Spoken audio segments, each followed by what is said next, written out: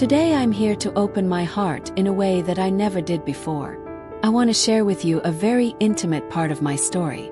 You know those before and after photos that we see directly on social networks.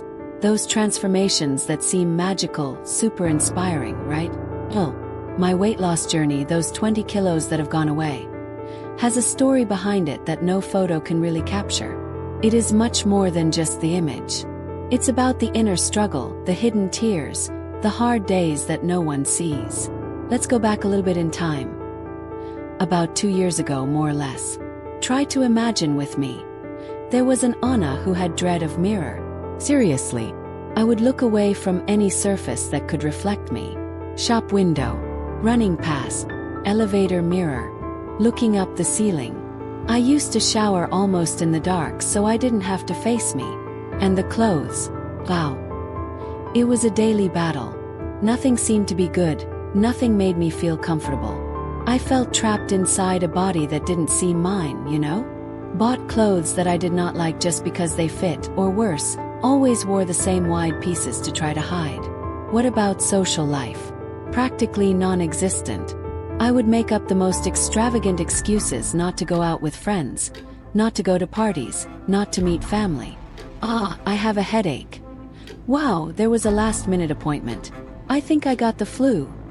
Anything to avoid having to get dressed, expose myself, feel inadequate. Because that's exactly how I felt. Inadequate. Out of place. Invisible even being there. And this phase people lasted a long time. It was months, years, feeling this weight, and it was not only the weight on the scale, you understand. Because it was not just about the extra pounds. It was about the voice in my head that criticized me all the time. It was about the shame I felt for myself. It was about the deep sadness that accompanied me, even in the moments that should be happy. It was about how I saw myself, or rather, how I didn't want to see myself. It was a constant feeling of not being good enough, of not belonging.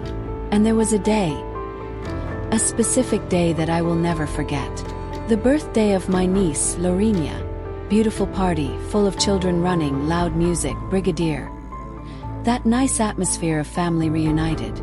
But for me, it was a huge trigger. All my sisters, my cousins, were there, beautiful, tidy, confident. And me, I felt like a fish out of water. An unsettling point in all that joy. I smiled at the photos, posed, played with Laura. But inside it was a whirlwind. A real chaos of self-criticism and comparison. I remember looking quickly in the bathroom mirror at the party and feeling a lump in my throat. At that moment, looking at that reflected image, I had a frightening clarity. I needed to change. I could no longer live that way. But the change I needed wasn't just losing weight.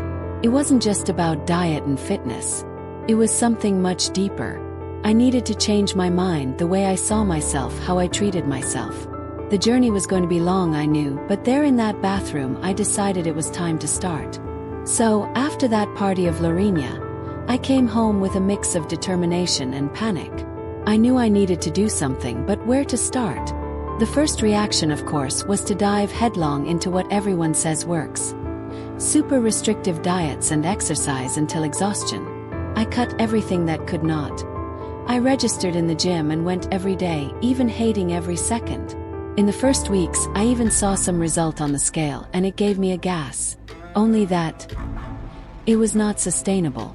I lived hungry, in a bad mood, obsessed with calories. Any slip, a chocolate out of time, one day not going to the gym, and I felt like the worst person in the world. Guilt consumed me. And then came the famous, since I screwed up anyway, I will eat everything I have right. And the cycle restarted. Restriction, compulsion, guilt, restriction again. It was an infernal looping. And every turn, my self-esteem went deeper into the pit. I felt a failure, unable to control my own body, my own impulses. It was at this low point that I realized I needed real help. I could not try alone, following generic tips from the internet. I needed someone to look at me for my story. That's when I scheduled my first appointment with Dr. Clara, a nutritionist that a friend referred. I got there expecting to receive another list of can and can't, more rules to follow. But Dr. Clara surprised me. She barely talked about food at first. She asked me how I was feeling, what my relationship with food was since childhood, what I ate when I was sad or stressed or happy. I was shocked. No one had ever asked me that. And as I spoke, I noticed patterns that I had never noticed. The food was not only fuel for my body, it was my calming, my reward, my embrace in difficult days. It was my escape to not deal with my emotions. Understanding this was liberating and scary at the same time. Liberator because I realized it was not a lack of willpower, it was a mechanism that I had developed. Scary because I thought, and now, how am I going to deal with life without this escape? Dr. Clara explained to me with much patience that the way was not to cut everything, but rather signify the food, learn to nourish my body with respect and find other ways to deal with my emotions. Parallel to that, I also took courage and started therapy. Therapy. It was one of the most difficult and transformative processes in my life. At first, I was ashamed to talk. I thought my problems were silly. But my therapist, Dr. Helena, was amazing. She helped me to unearth so much old insecurities, traumas that I did not even remember existed, patterns of behavior that sabotaged me without me realizing. It was painful, yes. I cried rivers, questioned myself about everything. I was angry with myself, the world. But gradually I was understanding the roots of my complicated relationship with my body and food. I have been learning to forgive myself, to be kinder to myself, to recognize my triggers. I began to practice this self-compassion, which before I thought was nonsense. To praise me for small victories, to allow me to err without crucifying me. This combination, nutrition looking at my body and therapy looking at my mind, was the key. I began to understand that the journey was not about a war against my body, but about making peace with myself. It was about taking care of me in a whole way. And slowly, very slowly, things started to change. Not only on my plate, but mostly in here. I was in this process, going to therapy, learning how to eat better with Dr. Clara, trying to be nicer to myself. But still felt like something was missing. There were still very difficult days. Days in which the old Anna, the criticism, the unsure, spoke louder. I saw progress, yes, but the feeling of struggle was still very much present. And then, on a completely random day, something happened that changed everything.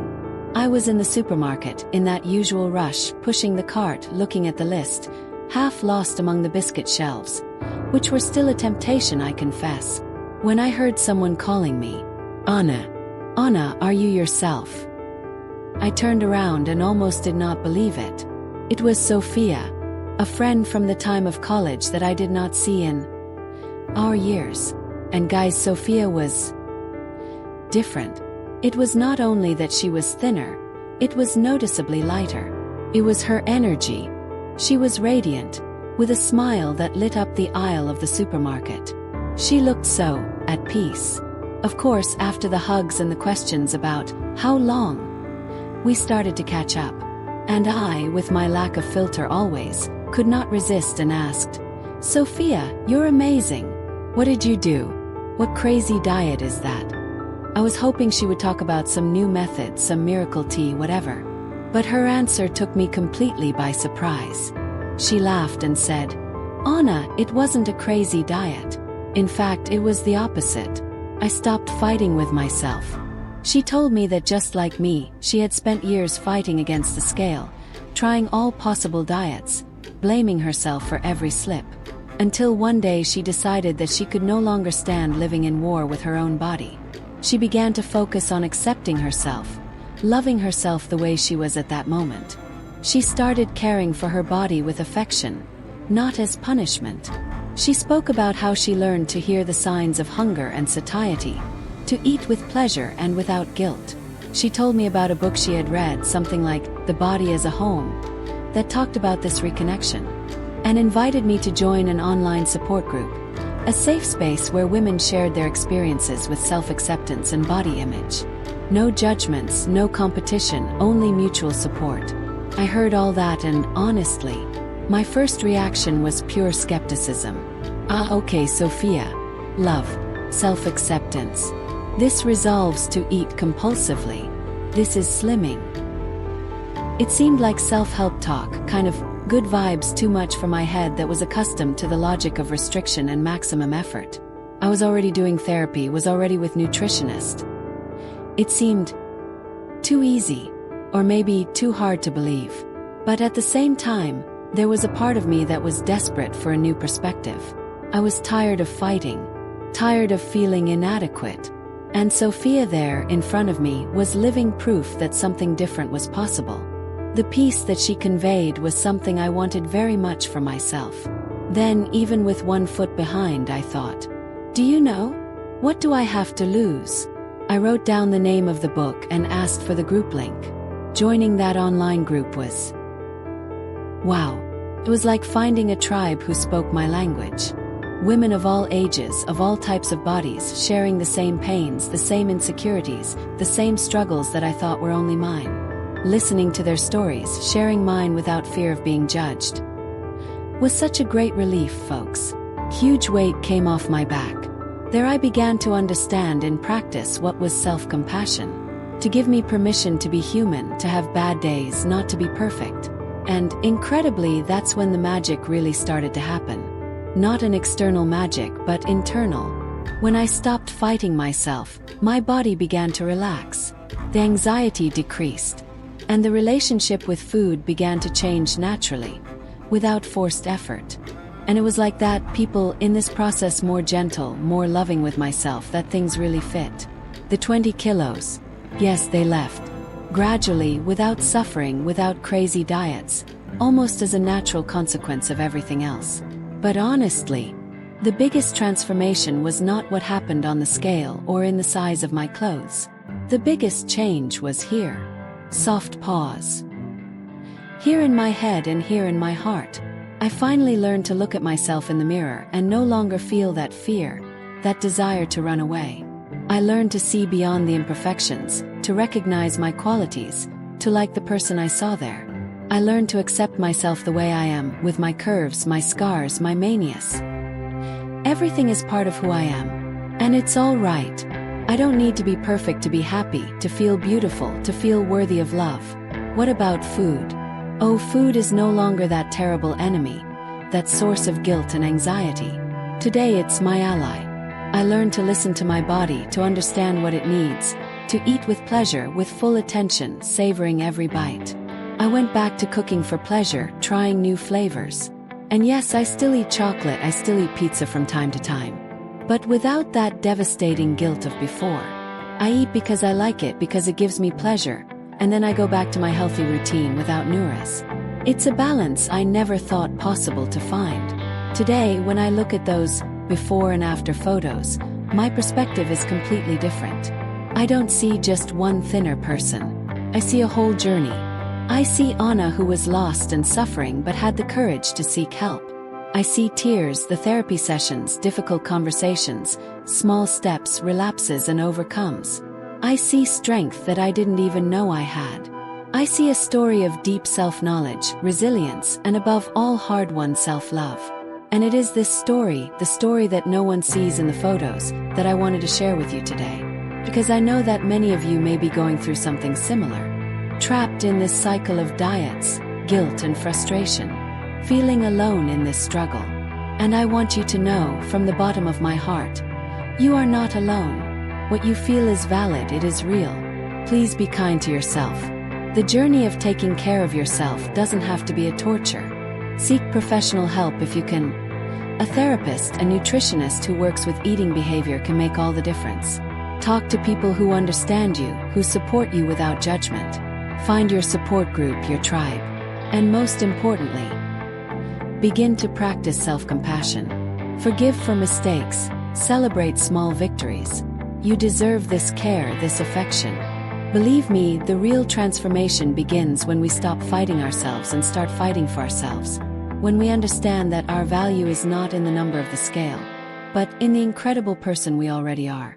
And this peace, this satisfaction of being in your own skin, that is, it has no price.